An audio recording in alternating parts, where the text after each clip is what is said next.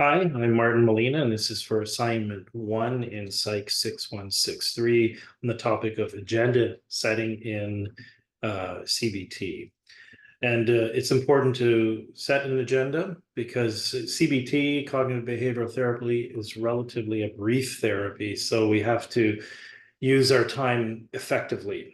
And agenda setting is a key feature, therefore, to hold the counselor and client accountable to the spirit of the time of these sessions. So in the next 20 minutes, uh, I'll review the seven steps in agenda setting and then provide a brief critical assessment of the two demo videos provided, and then I'll offer a personal preference or opinion of those two demos, and finally conclude with citing three difficulties that are common, but the three difficulties that I anticipate meeting in therapy that I facilitate in the future. So first, let's go through the seven steps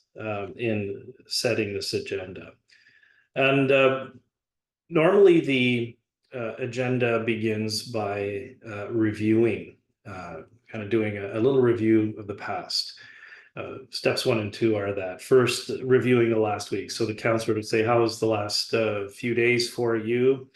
Ask that of the client. And I think this is kind of funny because I ask that question often in my work as a pastor. I start by saying, so how have you been doing the last few days? And I liked what Kennerly and in the text identified as a key problem or key stumbling block for new counselors, and this is a new learning for me, is to try to help the client be brief in this part, because when you open the door, many people will walk right through it and spend lots of time going down many rabbit holes talking about every aspect of their week, and the counselor needs to be disciplined to maybe gently interrupt at some points to summarize maybe key points that are coming up, and help the client learn to focus themselves on really what are the priorities of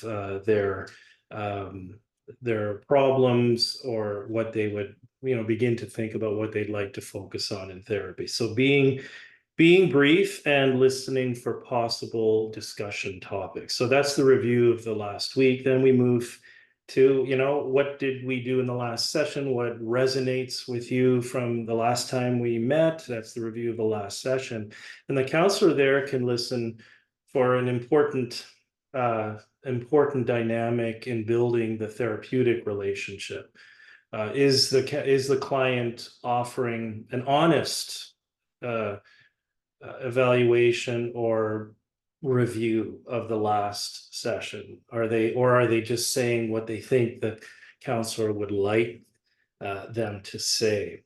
And the counselor can listen for that possibility, and then decide whether to raise it then, or whether raising it too soon, if they're being dishonest, would upset the building of this therapeutic relationship, and then something to maybe address at a later point. So that's going to be something to discern. The other piece about reviewing the last session is the counselor can gauge the level of engagement, or how motivated is the client to doing the work that they were going to do, or how they were listening to what happened how they're recalling and remembering the important salient points from the last session.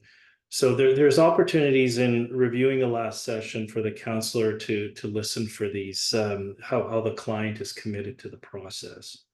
The third step is assessing the mood. So counselor will say, how's your mood today?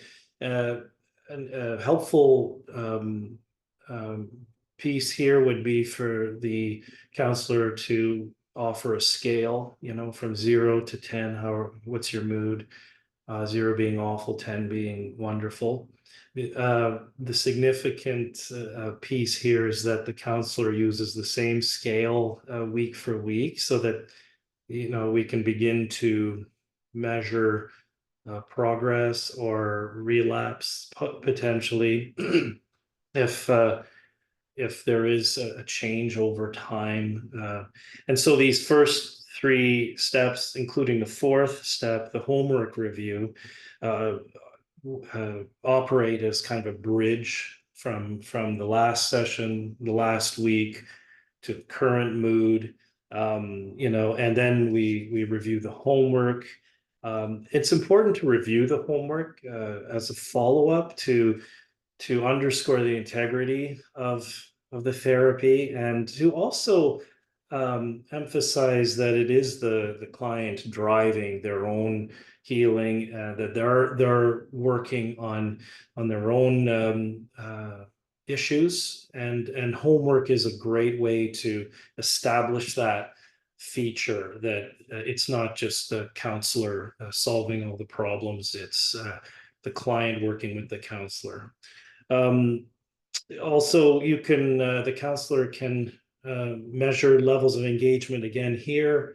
How engaged is the client? Is this something that needs to be addressed? The homework doesn't just drop out of the sky. It is, birthed within the topics of the previous session. It's relevant to what was discussed in the first session. So the assumption is that it's important to the client, and therefore the client will want to work on that stuff. So here is a good opportunity to assess, also maybe begin to monitor underlying beliefs that are recurring. And especially if the client is not doing their homework, what are the beliefs, the thoughts that are behind the interfering of doing the homework? So that could be an open door there for further assessment and formulation. So then after those first four steps, the majority of the time in the session is on the discussion of topics that can range from dealing with symptoms, that can address external experiences like job loss or relationship problems, or it could also involve learning new skills like how to identify negative automatic thoughts, or learn a little bit about the role of these safety behaviors that kind of maintain the problem. So there could be some educational piece as part of this topics for discussion in the agenda setting. Then the final two steps, there should be time left at the end of, let's say, if the topics of discussion take 35 to 40 minutes, there should be hopefully time at the end of the hour to talk about what the homework will be for next week or the next session. Again, homework that emerges out of the content of the discussion. I appreciate that the Kennerly text noted that for some clients, the word homework could be a block. I appreciate that, because anyway, I'll get to that in the review of one of the demos. Other words for homework that might work better for some clients, behavioral experiment, or let's do this project together, or could you fulfill this assignment for the coming week, or fill out this survey, or simply here's your task for the coming week. I think any of those words would be really suitable, and not just get locked into homework. That may just trigger all kinds of blocks or issues, which might also open up possibilities for exploration in CBT for sure. So that's the homework for next time. And finally, one feature that I really like is the feedback one, even if it starts early on in the therapy with a client, that the counselor intentionally check in, how is this going for you? Is there anything in the session that kind of, rubbed the wrong way, or did we have a misunderstanding? And just allow the client to respond. This minimizes an ongoing challenge of a disconnect between what the counselor may be formulating and how the client may be experiencing and reporting on the session. So to minimize that gap and just try to work on getting in sync together.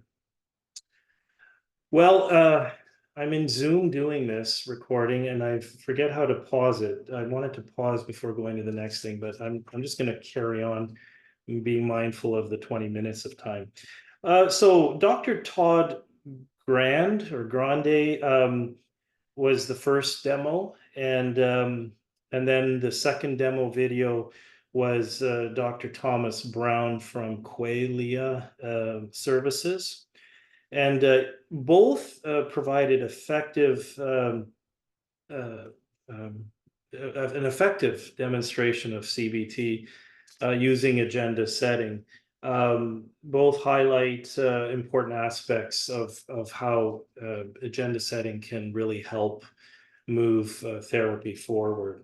Let's go to Todd Grand first.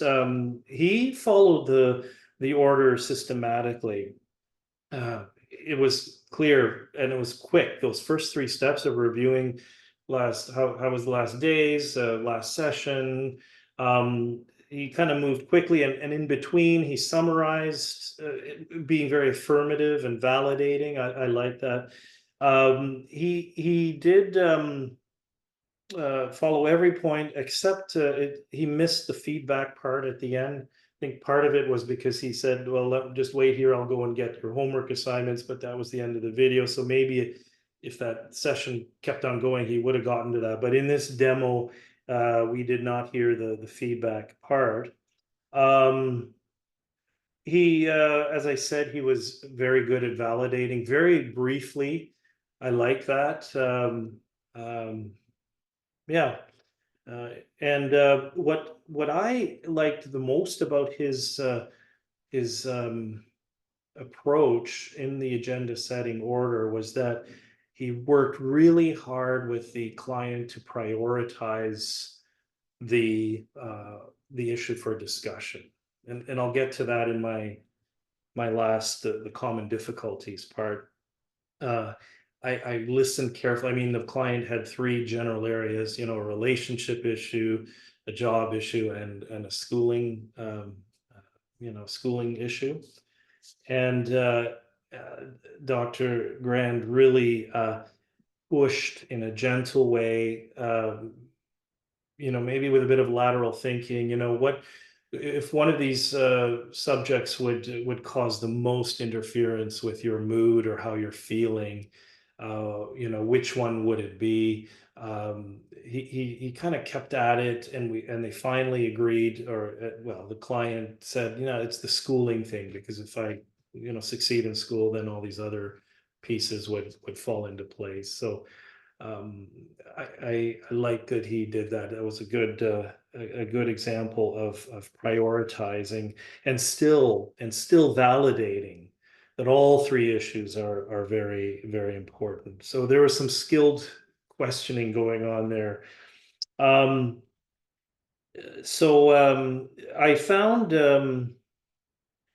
the assessing the current mood. He exercised a bit of flexibility in the agenda setting order. The assessing the current mood was skipped altogether. I mean, if you wanted to be pharisaical about it, you could say he didn't deal with it. He did include the word how it interferes with your mood in the discussion, the topics for discussion section. So the word came up, and it indirectly addressed, her mood, the client's mood. But being legalistic, you could say he missed that part of it altogether. Generally, his direction was tight. Um, uh, and even his permission questions, is that all right? They tended to be kind of like a leading yes or no thing. It was very tight. Um, the client seemed to roll with that and respond well to that. It just felt kind of really directed in a tight way. Um, I'll say more about that in the next section. Let's just go to the Qualia video with Dr. Thomas Brown. Now he exercised a little more flexibility, whereas Todd Grand was kind of tight. Thomas Brown was more fluid. It felt in terms of the agenda, and he did not follow the steps rigidly. He started with what is your mood like, and right away went to that scale, from 0 to 10. Yeah, I think, yeah, it was a 0 to 10 scale. And he he was able to compare then, right, I mean, in front of both of them, like in front of the client, that while the client may have had a 4 out of 10 week in the last few days, and reviewing the last few days, the current mood right now was 5 out of 10. So there was an indication there right off the bat that therapy was a place that was a little bit better than how he was feeling than during the last few days. There are different opportunities in asking those kinds of questions in that order for the counselor to sort of assess how he's feeling. So he started right away with the mood, and was able to conclude that the mood was not getting worse, even though it was more or less the same. Um, the last session review, which is normally number two, he got to soon, and was able to hear from the client that how much the client appreciated learning about the five-factor model. Excuse me. Um, it had a teacher student feel, and the client was the student who was enjoying being a student, learning about the five-factor model, and even said he liked homework. The client did. He liked homework. So the homework resonated, and in the agenda setting process, which Thomas Brown wrote on this whiteboard. It was right there. They worked through how they were going to proceed, even though the order was not exactly the what I described earlier today. So what I liked in the topics, in negotiating the topics of discussion, was the counselor asked the client to okay, what are we going to talk about? So the client said the low points and some of these thoughts that he's been having, and after letting the client dictate what the topics would be, Tom Brown was very good in then adding what he would like to talk about, and then worked hard at showing how that kind of relates to what the client wanted to talk about.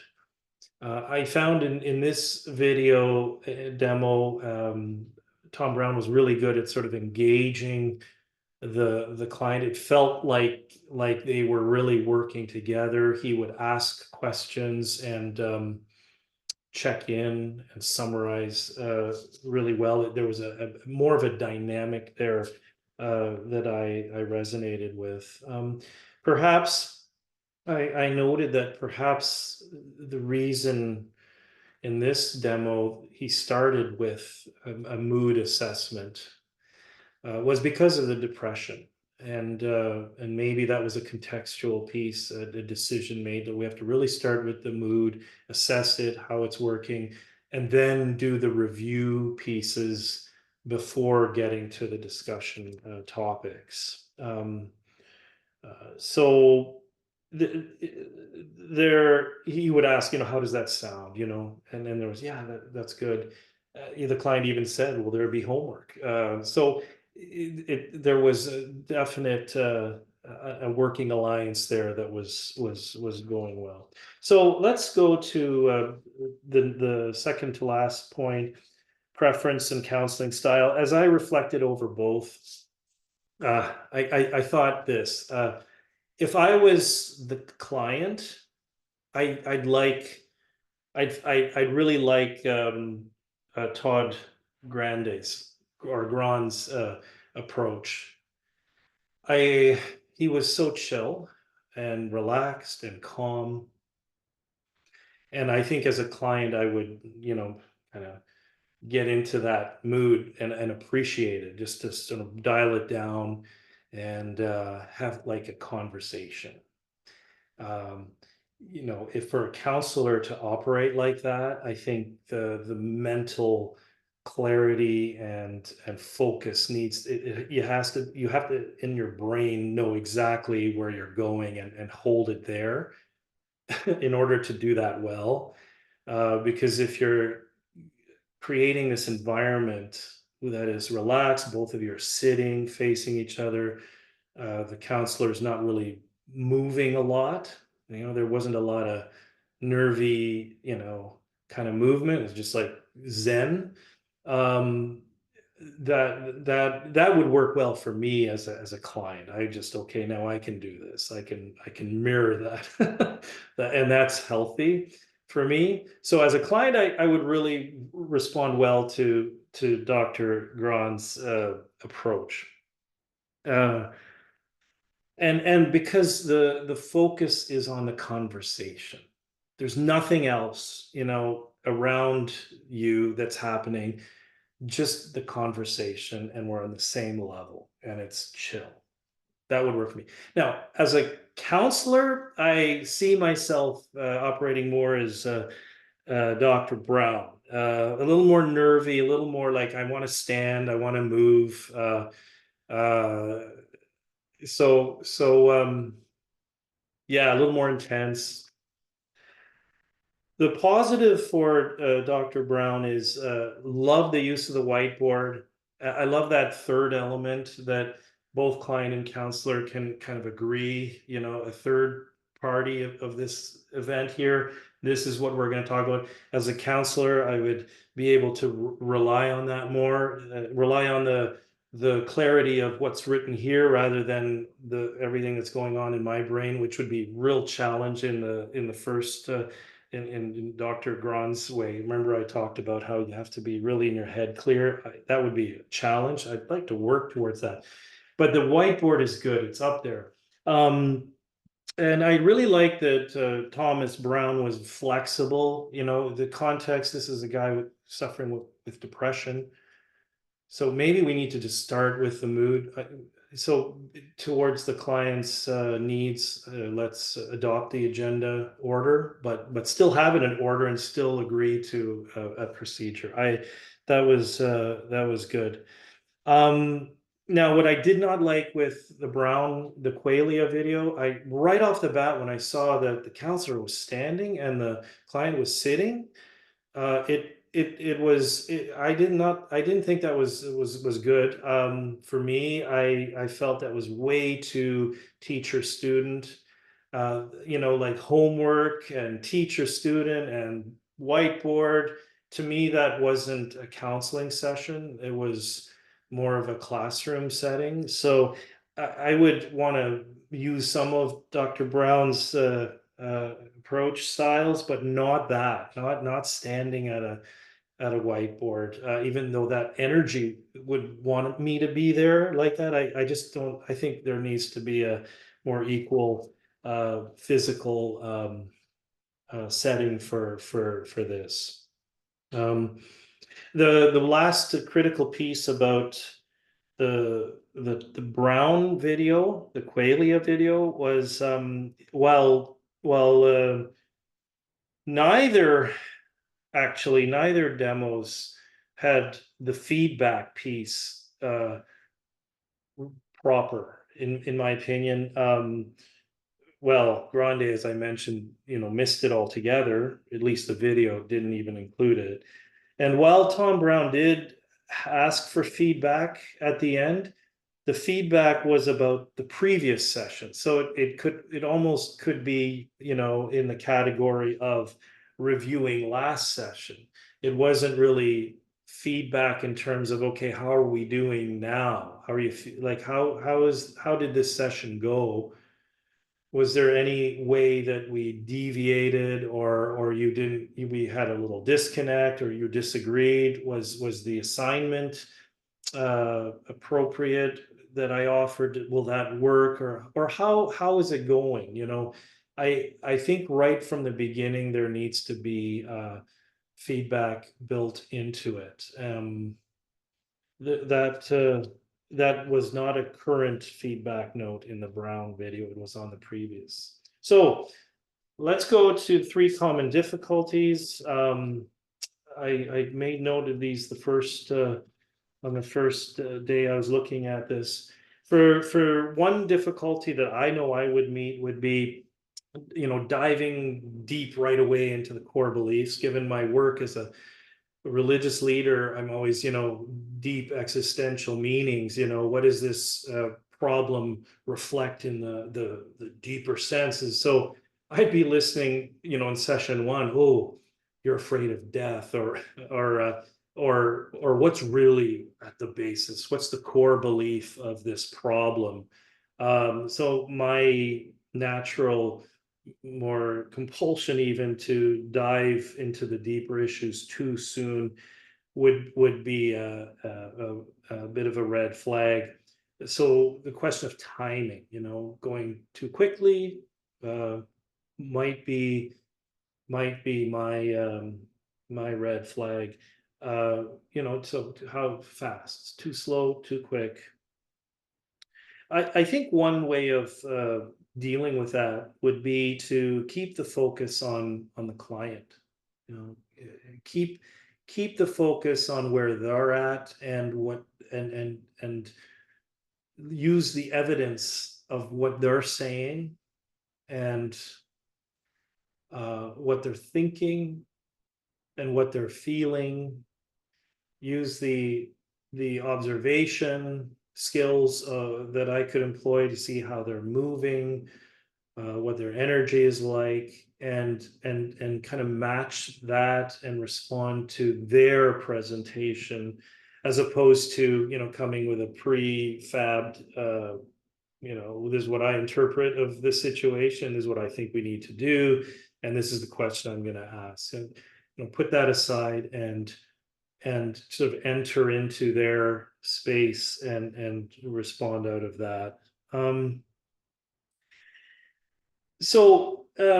There was a section in the Kennerly text as well, this skill of prioritizing. That's what I really liked about Todd Grande's approach, was he really worked at prioritizing what issues we're going to talk about. And if the client raises issues about that are out of a risk, like greater risk, or if there's an urgency to a problem, or levels of distress, if that mood rating was so high right now, like, okay, we got to deal with this now, and let's work on that. And how relevant are the things I want to do to the problem at hand. So, or maybe some of the core beliefs need to be tackled by someone else in their life. Maybe they have a priest or a pastor that maybe, if you have issues about God, or suffering in some larger sense, why don't we access that resource? Why did you access that as part of your homework? But here we're going to, talk about your, how you feel, like what you're thinking, your thought process. So that would be one difficulty that I know I would meet is wanting to sort of tackle that deep issue right away. Related to that, the second one would be trying to do it all, and failing to be parsimonious, failing to break it down to the bits, to the specific thoughts, or the specificity of it all. Again, wanting to talk about everything, and let's talk about your job loss or the relationship break up, and see how they're connected, and do it all. Like, that would be a big challenge for me to focus only. Let's just focus on one issue, and that could be helped by thinking about the homework, the homework being detailed, the homework being specifically related to that one issue that we're talking about. Finally, I worry about getting genuine responses from the client, and worrying about whether what they're saying, and they're just saying to please me, or they think they know what I would like them to say, so they're going to say it. And associated with that, over directing, and just kind of feeding with that and saying, well, no, we got to do this. So one way of mitigating against that potential problem is really every 5 minutes or 10 minutes. I think the text was suggesting summarizing, checking in. How does that sound to you? I heard you say, and just kind of summarizing, and asking the client to do that too. What did you think we were just talking about? And doing that frequently to get a feel of the collaborative working alliance.